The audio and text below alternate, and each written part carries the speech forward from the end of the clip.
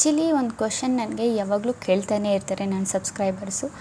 ಏನಂದರೆ, ಈಗ ನನ್ನ ಮಾನಿಟೈಸೇಷನ್ ಆದಮೇಲೆ ಸಡನ್ಲಿ ನನ್ನ ವ್ಯೂಸ್ ಡೌನ್ ಆಗುತ್ತೆ, ನನ್ನ ಇಂಪ್ರೆಷನ್ ಡೌನ್ ಆಗಿಬಿಟ್ಟಿದ್ದೆ. ಮಾನಿಟೈಸೇಷನ್ ಮುಂಚೆ ನಂದು ವ್ಯೂಸ್ ಚೆನ್ನಾಗೇ ಬರ್ತಾಯಿತ್ತು ಆ್ಯಂಡ್ ಇಂಪ್ರೆಷನ್ನು ಕೂಡ ಚೆನ್ನಾಗೇ ಬರ್ತಾಯಿತ್ತು. ಬಟ್ ಮಾನಿಟೈಸೇಷನ್ ಆದಮೇಲೆ ನನ್ನ ಇಂಪ್ರೆಷನು, ನಂದು ವ್ಯೂಸು ಅದೆಲ್ಲ ತುಂಬ ಡೌನ್ ಆಗಿದೆ ಅಂತ. ಸೊ ಇದರದ್ದು ಫ್ಯಾಕ್ಟ್ದು ಏನು ಕೆಲಸ ಇರ್ಬೋದು ಆ್ಯಂಡ್ ಇದ್ರ ರೀಸನ್ ಏನಿರ್ಬೋದು. ಸೊ ಇದ್ರದ್ದು ನಾವು ರೀಸನ್ನ ನೋಡೋದಾದರೆ 3 ರೀಸನ್ ಇದೆ. ಸೊ 3 ರೀಸನಲ್ಲಿ ನಾನು ನಿಮಗೆ ಎಲ್ಲನೂ ಹೇಳ್ಕೊಡ್ತೀನಿ ಒಂದೊಂದಾಗಿ ಏನಂತ. 3 ರೀಸನ್ನು ನಾನು ನಿಮಗೆ ಕೊಡ್ತೀನಿ ಆ್ಯಂಡ್ ಥರ್ಡ್ನೇ ರೀಸನ್ ತುಂಬ ಇಂಪಾರ್ಟೆಂಟ್. ಸೊ ವಿಡಿಯೋದಲ್ಲಿ ಲಾಸ್ಟ್ವರೆಗೂ ಇರಿ ಆ್ಯಂಡ್ ಏನೇನು ರೀಸನ್ ಅಂತಲೂ ತಿಳ್ಕೊಂಡು ಹೋಗಿ. ಆ್ಯಂಡ್ ಗೈಸ್, ನಿನ್ನೆ ಕಮೆಂಟ್ ವಿನ್ನರ್ ಬಂದುಬಿಟ್ಟು ಇವರು ನಾನು ಸ್ಕ್ರೀನ್ಶಾಟ್ ಹಾಕಿದ್ದೀನಲ್ಲ, ಇವ್ರಿಗೆ ಹೋಗ್ಬಿಟ್ಟು ಇವ್ರ ಚಾನಲ್ನ ಸಬ್ಸ್ಕ್ರೈಬ್ನ ಮಾಡ್ಕೊಂಡು ಆ್ಯಂಡ್ ಫುಲ್ ಸಪೋರ್ಟ್ನ ಮಾಡಿ. ಇದೇ ಥರ ನಿಮ್ಮದು ಚಾನಲ್ ಪ್ರಮೋಟ್ ಏನಾದರೂ ಮಾಡೋದಾದರೆ ಸೊ ಫಸ್ಟ್ ಕಮೆಂಟ್ ಮಾಡಿ. ಸೊ ಫಸ್ಟ್ ಕಮೆಂಟ್ ಯಾರು ಮಾಡಿರ್ತೀರ ಅವ್ರ ಚಾನಲ್ನ ಮಾತ್ರ ನಾನು ಪಿಕ್ ಮಾಡಿಬಿಟ್ಟು ಪ್ರಮೋಟ್ನ ಮಾಡ್ತೀನಿ. ಓಕೆನಾ ಗೈಸ್? ಆ್ಯಂಡ್ ಮಾನಿಟೈಸೇಷನ್ ಆದಮೇಲೆ views down problem and impression down problem ಎಲ್ಲ ಚಾನಲ್ ಜೊತೆ ಆಗೋಲ್ಲ, ಒಂದು ಸ್ವಲ್ಪ ಚಾನಲ್ ಜೊತೆ ಆಗುತ್ತೆ. ಸೊ ಅದು ಯಾರೆಲ್ಲ ನೋಡ್ತಾ ಇದ್ದೀರಾ, ಸೊ ಯಾರ್ದೆಲ್ಲ ಈ ಥರ ಆಗ್ತಾಯಿದೆ ಮಾನಿಟೈಸೇಷನ್ ಆದಮೇಲೆ, ಸೊ ಅವರೆಲ್ಲ ನೋಡಿ ಏನಕ್ಕೆ ಆಗುತ್ತೆ ಈ ಥರ, ಏನು ರೀಸನ್ನು. ಸೊ ಯಾರ್ದೆಲ್ಲ ಮಾನಿಟೈಸೇಷನ್ ಆಗಿಲ್ಲ ಸೊ ಅವರೂ ಕೂಡ ನೀವು ನೋಡ್ಬೋದು ಮಾನಿಟೈಸೇಷನ್ ಆದಮೇಲೆ ಏನಕ್ಕೆ ವ್ಯೂಸ್ ಡೌನ್ ಪ್ರಾಬ್ಲಮ್ ಆಗುತ್ತೆ ಅಂತ. ಓಕೆನಾ? ಸೊ ನಾವೀಗ ಫ್ಯಾಕ್ಟ್ ಬಗ್ಗೆ ತಿಳಿಯೋದಾದರೆ, ರೀಸನ್ಸ್ ಬಗ್ಗೆ ತಿಳಿಯೋದಾದರೆ, ಸೊ ಫಸ್ಟು ನೋಡಿ ಗೈಸ್, ಎಲ್ಲರ ಮೈಂಡಲ್ಲೂ ಒಂದು ಏನಿರುತ್ತೆ, ಯೋಚನೆ ಇರುತ್ತೆ, ಯೂಟ್ಯೂಬ್ ಇದೆ, ಸೊ ಯೂಟ್ಯೂಬಲ್ಲಿ ನಾನು ದುಡ್ಡನ್ನ ಸಂಪಾದನೆ ಮಾಡಬೇಕು ಆ್ಯಂಡ್ ಒಂದು ಚಾನಲ್ನ ಮಾಡಬೇಕು, ಒಳ್ಳೆ ಚಾನಲ್ನ ಮಾಡಿಬಿಟ್ಟು ಸಂಪಾದನೆಯನ್ನು ಮಾಡಬೇಕು ಅಂತ ಇರುತ್ತೆ. ಸೊ ಅವ್ರ ಮೈಂಡಲ್ಲಿ ಒಂದು 20 ಐಡಿಯಾಸ್ ಇಲ್ಲ, ಒಂದು 15 to 20 ಐಡಿಯಾಸ್ ಇರುತ್ತೆ. ಸೊ ಆ ಐಡಿಯಾಸ್ನ ಇಟ್ಬಿಟ್ಟು ಏನು ಮಾಡ್ತಾರೆ, ಚಾನಲ್ನ ಕ್ರಿಯೇಟ್ ಮಾಡ್ತಾರೆ. ಸೊ ಚಾನಲ್ನ ಕ್ರಿಯೇಟ್ ಮಾಡಾದಮೇಲೆ ಆ್ಯಂಡ್ ಕ್ಯಾಟಗಿರಿ ಎಲ್ಲ ಸೆಲೆಕ್ಟ್ ಮಾಡ್ಕೋತಾರೆ. ಕ್ಯಾಟಗಿರಿ ಎಲ್ಲ ಸೆಲೆಕ್ಟ್ ಮಾಡ್ಕೊಂಡು ಆದಮೇಲೆ ಏನಾಗುತ್ತೆ, ಅವ್ರು ಚಾನಲ್ನ ಮಾಡ್ತಾರೆ. ಚಾನಲ್ ಮಾಡಿದಾಗ ವೀಡಿಯೋಸ್ ಎಲ್ಲ ಮಾಡ್ತಾರೆ. ಅದರಲ್ಲಿ ಒಂದು 4-5 ವೀಡಿಯೋ ವೈರಲ್ ಆಯಿತು ಆ್ಯಂಡ್ ವೈರಲ್ ಆದಮೇಲೆ ಅವ್ರೇನು ಮಾಡ್ತಾರೆ, ಮಾನಿಟೈಸೇಷನ್ನು ಆಗುತ್ತೆ ಅವ್ರದ್ದು ಚಾನಲ್. ಮಾನಿಟೈಸೇಷನ್ನು ಆದಮೇಲೆ ಏನಾಗುತ್ತೆ, ಮತ್ತು ಈಗ ಮಾನಿಟೈಸೇಷನ್ ಆದಮೇಲೆ ಮತ್ತೆ ವೀಡಿಯೋಸ್ನ ಪೋಸ್ಟ್ ಮಾಡೋಕ್ಕೆ ಇರುತ್ತೆ.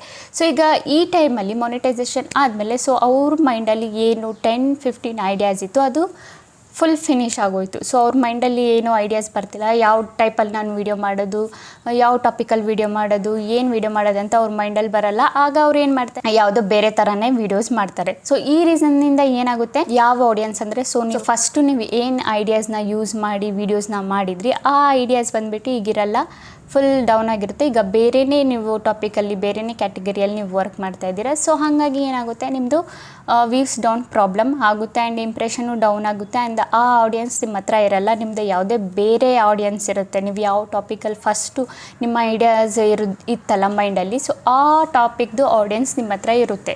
ಸೊ ನೀವು ಬೇರೆ ಟೈಪ್ ವೀಡಿಯೋ ಪೋಸ್ಟ್ ಮಾಡಿದಾಗ ವ್ಯೂಸ್ ಬರಲ್ಲ. ಆ್ಯಂಡ್ ಮಾನಿಟೈಸೇಷನ್ ಆದಮೇಲೆ ವ್ಯೂಸ್ ಬರಲ್ಲ ಅಂತ ಇಲ್ಲ, ವ್ಯೂಸ್ ಬರುತ್ತೆ. ಯೂಟ್ಯೂಬ್ ಬಂದು ನಿಮಗೆ ಹೇಳಿಲ್ಲ, ಎಲ್ಲೂ ಹೇಳಿಲ್ಲ ನಿಮಗೆ, ಎಲ್ಲೂ ನಿಮಗೆ ಓದೋದಕ್ಕೂ ಸಿಗಲ್ಲ. ಏನಂದರೆ ಈಗ ಮಾನಿಟೈಸೇಷನ್ ಆದಮೇಲೆ ಸಡನ್ಲಿ ನಾನು ನಿಮ್ಮ ವ್ಯೂಸ್ನ ಡೌನ್ ಮಾಡಿಬಿಡ್ತೀನಿ, ನಾನು ಇಂಪ್ರೆಷನ್ನು ಡೌನ್ ಮಾಡ್ತೀನಿ ಅಂತ ಯೂಟ್ಯೂಬ್ ಎಲ್ಲೂ ಹೇಳಿಲ್ಲ ಆ್ಯಂಡ್ ಎಲ್ಲೂ ಅವರು ಆರ್ಟಿಕಲಲ್ಲೂ ಬರೆದಿಲ್ಲ. ಓಕೆನಾ? ಸೊ ಏನಕ್ಕೆ ಡೌನ್ ಆಗುತ್ತಂದರೆ ಇದೇ ಒಂದು ರೀಸನ್ ನಾನು ನಿಮ್ಗೆ ಹೇಳಿದ್ನಲ್ಲ, ಈ ರೀಸನಿಂದ ನಿಮ್ಮದು ಏನಾಗುತ್ತೆ, ವ್ಯೂಸ್ ಡೌನ್ ಪ್ರಾಬ್ಲಮ್ನೂ ಆಗುತ್ತೆ ಆ್ಯಂಡ್ ಏನಾಗುತ್ತೆ, ಇನ್ನೊಂದು ಇಂಪ್ರೆಷನ್ನು ಡೌನ್ ಆಗುತ್ತೆ. ಸೊ ಈ ಕಂಡೀಷನಲ್ಲಿ ನೀವೇನು ಮಾಡಬೇಕು, ಫಸ್ಟೇ ನೀವು ಏನು ಮಾಡಬೇಕು, ತುಂಬ ನಿಮಗೆ ಯಾವುದರಲ್ಲಿ ಇಂಟ್ರೆಸ್ಟ್ ಇದೆ, ಇನ್ನೂ ಅನ್ಲಿಮಿಟೆಡ್ ಐಡಿಯಾಸ್ ಯಾವುದಿದೆ, ಸೊ ಅದನ್ನು ನೋಡಿ ನೀವು ನಿಮ್ಮ ನೀಚ್ನ ಸೆಲೆಕ್ಟ್ ಮಾಡಿಕೊಂಡು ಆಮೇಲೆ ನೀವು ಯೂಟ್ಯೂಬ್ನ ಸ್ಟಾರ್ಟ್ ಮಾಡಬೇಕು. ಓಕೆನಾ? ಆ್ಯಂಡ್ ಇನ್ನೂ ಕೆಲವೊಬ್ಬರಿಗೆ ಏನಾಗುತ್ತೆ, ಸಡನ್ಲಿ ಮಾನಿಟೈಸೇಷನ್ ಆದಮೇಲೆ ವ್ಯೂಸ್ ಡೌನ್ ಪ್ರಾಬ್ಲಮ್ ಆಗುತ್ತೆ ಆ್ಯಂಡ್ ಇಂಪ್ರೆಷನ್ನು ಡೌನ್ ಆಗಿಬಿಡುತ್ತೆ. ಸೊ ಆಗ ಅವರು ಏನು ಕ್ರಿಯೇಟರ್ಸ್ ಇರ್ತಾರೆ ಅವ್ರ ಮೈಂಡಲ್ಲಿ ಒಂದು ಸೈಕಾಲಜಿ ಸ್ಟಾರ್ಟ್ ಆಗಿಬಿಡುತ್ತೆ, ನಂದು ವ್ಯೂಸ್ ಬರ್ತಿಲ್ಲ, ಮಾನಿಟೈಸೇಷನ್ ಆದಮೇಲೆ ಏನೋ ಪ್ರಾಬ್ಲಮ್ ಆಗಿಬಿಟ್ಟಿದೆ ಅಂತ. ಬಟ್ ಏನೂ ಪ್ರಾಬ್ಲಮ್ ಇಲ್ಲ. ಬಟ್ ನೀವು ಏನು ತಪ್ಪು ಮಾಡಿರ್ತೀರ ಅಂದರೆ, ನಿಮ್ಮ ನೀಶ್ನ ಸೆಲೆಕ್ಟ್ ಮಾಡೋದು ತಪ್ಪು ಮಾಡಿರ್ತೀರ ಆ್ಯಂಡ್ ಕ್ಯಾಟಗರಿಯಲ್ಲಿ ಏನು ಮಾಡಿರ್ತೀರ ಅಂದರೆ ಆ ಆಡಿಯನ್ಸ್ನ ಸೆಲೆಕ್ಟ್ ಮಾಡಿ ಇಟ್ಕೊಂಡಿರ್ತೀರ. ಸೊ ಫಸ್ಟು ನೀವು ಯಾವ ವೀಡಿಯೋಸಲ್ಲಿ ಮಾಡಿದ್ರಿ ಆ ಆಡಿಯನ್ಸು ಇರುತ್ತೆ ನಿಮ್ಮ ಹತ್ರ. ಸೊ ನೀವು ಆಡಿಯನ್ಸ್ ಏನು ನೋಡುತ್ತೆ ನೀವು ಆ ವೀಡಿಯೋಸ್ನ ಪೋಸ್ಟ್ ಮಾಡಲ್ಲ, ಬೇರೆ ವೀಡಿಯೋಸೇ ನೀವು ಪೋಸ್ಟ್ ಮಾಡ್ತೀರಾ.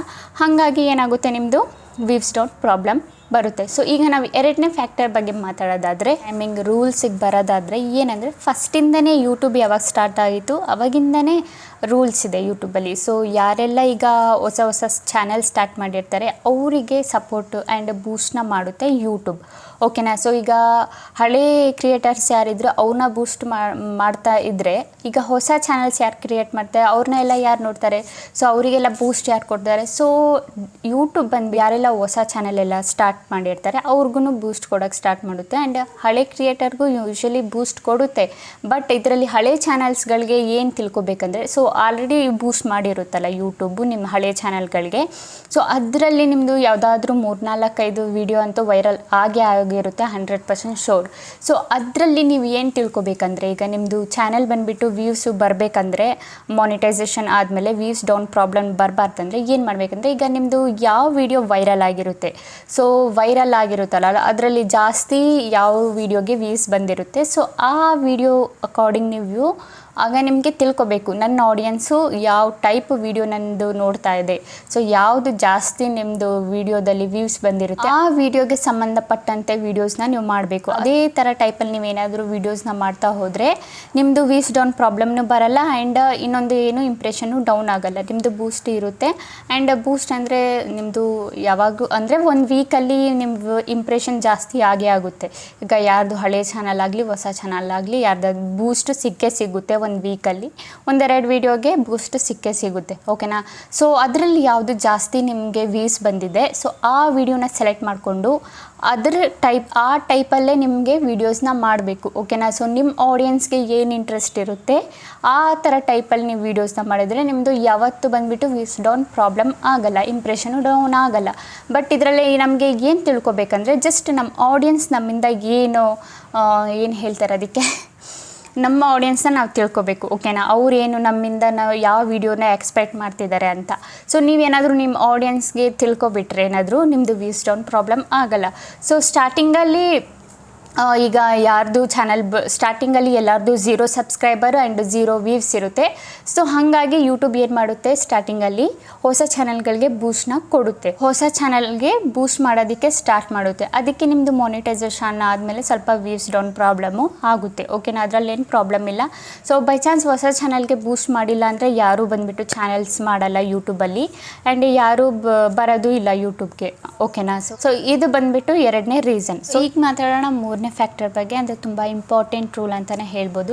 ಸೊ ಈಗ ಹೊಸ ಯೂಟ್ಯೂಬರು ಬರ್ತಾರಲ್ಲ, ಯಾರ್ಯಾರು ಕ್ರಿಯೇಟರು ಹೊಸದಾಗಿ ಬರ್ತಾರಲ್ಲ, ಸೊ ಅವ್ರಿಗೆ ಏನಂದರೆ ಯೂಟ್ಯೂಬ್ ಪಾಲಿಸಿ ಏನಿರುತ್ತೆ ಅದರದ್ದು ನಾಲೆಜ್ ಇರಲ್ಲ. ಆ್ಯಂಡ್ ಹೇಳಬೇಕಂದ್ರೆ 95-99% ಕ್ರಿಯೇಟರ್ಸು ಏನು ಯೂಟ್ಯೂಬ್ದು ಪಾಲಿಸಿ ಇರುತ್ತೆ ಅದನ್ನು ಕಲಿಬೇಕಂತಲೇ ಅಂದ್ಕೊಂಡಿರಲ್ಲ ಅವರು. ಅಂದರೆ ಒಟ್ರಾಸಿ ಅವರು ಇದು ಯೂಟ್ಯೂಬ್ ಬಂದುಬಿಟ್ಟು ದುಡ್ಡು ಸಂಪಾದನೆ ಮಾಡೋ ಪ್ಲಾಟ್ಫಾರ್ಮು, ಜಸ್ಟ್ ನಾವು ಬಂದು ವೀಡಿಯೋಸ್ ಹಾಕಿ ಒಟ್ರಾಸಿ ನಾವು ದುಡ್ಡು ಸಂಪಾದನೆ ಮಾಡಿದರೆ ಸಾಕು ಅಂತ ಕ್ರಿಯೇಟರ್ಸ್ ಇರ್ತಾರೆ. ಸೊ ಅವ್ರಿಗೆ ಪಾಲಿಸಿ ನಾಲೆಜ್ ಇರಲ್ಲ. ಸೊ ಅವ್ರೇನು ಮಾಡ್ತಾರೆ, ಹೊಸದಾಗಿ ಏನು ಚಾನಲ್ ಸ್ಟಾರ್ಟ್ ಮಾಡಿರ್ತಾರೆ ಅದರಲ್ಲಿ ಏನೇನೋ ಕಾಂಟೆಂಟ್ ಎಲ್ಲ ಹಾಕ್ತಾರೆ, ಮಿಕ್ಸೆಡ್ ಕಾಂಟೆಂಟು, ವೈರಲ್ ಕಾಂಟೆಂಟ್ಸು ಅದೆಲ್ಲ ಹಾಕ್ತಾರೆ. ಸೊ ಆಗ ಏನಾಗುತ್ತೆ, ಮೆಲ್ಲ ಅವ್ರದ್ದು ಆಡಿಯನ್ಸ್ ಏನು ಸೇರಿರ್ತಾರೆ ಆಗ ಆ ಆಡಿಯನ್ಸು ಏನವರು ವೈರಲ್ ಕಾಂಟೆಂಟ್ ಅದು ಮತ್ತು ಈಗ ಏನೇನು ಯೂಟ್ಯೂಬಲ್ಲಿ ವೈರಲ್ ಕಾಂಟೆಂಟ್ ಅದೆಲ್ಲ ನಡೀತಾ ಇರುತ್ತಲ್ಲ, ಆಗ ಆ ಆಡಿಯನ್ಸ್ ಸೇರಿರುತ್ತಲ್ಲ. ಸೊ ಮುಂದಕ್ಕೆ ಹೋಗ್ತಾ ಅವರು ಬೇರೆ ಟೈಪ್ ಏನಾದರೂ ವೀಡಿಯೋಸ್ ಮಾಡಿದರೆ ಆ ಆಡಿಯನ್ಸ್ ಏನು ಸೇರಿರ್ತಾರೆ ಅವರು ಸಬ್ಸ್ಕ್ರೈಬರ್ಸ್ ಏನಿರ್ತಾರೆ ಅವ್ರದ್ದು, ಸೊ ಅವರು ಬಂದುಬಿಟ್ಟು ಡೆಡ್ ಆಗಿಬಿಡ್ತಾರೆ. ಯಾಕಂದರೆ ಅವ್ರದ್ದು ಏನು ಅವರು ಯಾವ ಕಾಂಟೆಂಟಿಂದ ಸಬ್ಸ್ಕ್ರೈಬರ್ ಆಗಿದ್ರಂದರೆ ವೈರಲ್ ಕಾಂಟೆಂಟಿಂದ. ಸೊ ಈಗ ಯೂಟ್ಯೂಬಲ್ಲಿ ಏನಾದರೂ ವೈರಲ್ ಕಾಂಟೆಂಟ್ ಇದ್ದರೆ, ನೀವು ಹೊಸ ಚಾನಲ್ ನಿಮ್ದು ಏನಾದರೂ ಇದ್ದರೆ ನೀವು ಆ ವೈರಲ್ ಕಾಂಟೆಂಟ್ ಏನಾದರೂ ಹಾಕಿದರೆ, ಸೊ ಆ ಆಡಿಯನ್ಸ್ ಆ ವೈರಲ್ ಕಾಂಟೆಂಟ್ಗೋಸ್ಕರ ಸಬ್ಸ್ಕ್ರೈಬ್ ಮಾಡಿರ್ತಾರೆ ಹೊತ್ತು ನಿಮ್ಮ ಬೇರೆ ವೀಡಿಯೋಸ್ನ ನೋಡೋಕ್ಕೆ ಸಬ್ಸ್ಕ್ರೈಬ್ ಮಾಡಿರೋ ಇದೊಂದು ರೀಸನ್ ಅಂತಲೂ ಹೇಳ್ಬೋದು. ಆ್ಯಂಡ್ ಇನ್ನೊಂದು ಏನಂದರೆ, ಸೊ ಕೆಲವೊಬ್ರು ಏನು ಮಾಡ್ತಾರೆ, ಕಾಪಿ ಕಾಂಟೆಂಟ್ನ ಹಾಕ್ತಾರೆ. ಸೊ ತುಂಬ ಕಾಪಿ ಕಾಂಟೆಂಟ್ ಎಲ್ಲ ಹಾಕ್ತಾರೆ, ಅದರಲ್ಲಿ ಚೆನ್ನಾಗಿ ವೀಡಿಯೋದು ವ್ಯೂಸ್ ಎಲ್ಲ ಲಾಸ್ಟಿಗೆ ಅವ್ರು ಮಾನಿಟೈಸೇಷನ್ಗೆ ಕಳಿಸಿದಾಗ ಆಗೇನಾಗುತ್ತೆ, ನಿಮ್ಮದು ಆಗೇನಾಗುತ್ತೆ ನಿಮ್ಮದು ರಿಯೂಸ್ ಕಾಂಟೆಂಟ್ ಇದೆ ನಿಮ್ಮದು ಬಂದು ಚಾನೆಲ್ ಮಾನಿಟೈಸೇಷನ್ ಆಗಲ್ಲ. ಸೊ ಆಗೇನು ಮಾಡ್ತಾರೆ, ರಿಯೂಸ್ ಕಾಂಟೆಂಟ್ನ ಎಲ್ಲ ಡಿಲೀಟ್ ಮಾಡಿಬಿಟ್ಟು ಅವ್ರದ್ದು ಹೊಸ ಕಾಂಟೆಂಟ್ನ ಓನಾಗಿ ಕ್ರಿಯೇಟ್ ಮಾಡಿರೋ ಕಾಂಟೆಂಟ್ನ ಹಾಕೋದಕ್ಕೆ ಸ್ಟಾರ್ಟ್ ಮಾಡ್ತಾರೆ.